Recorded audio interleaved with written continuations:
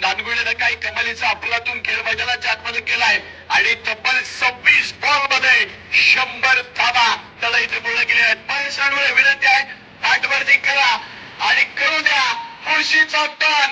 आज खेड तालुक्यामध्ये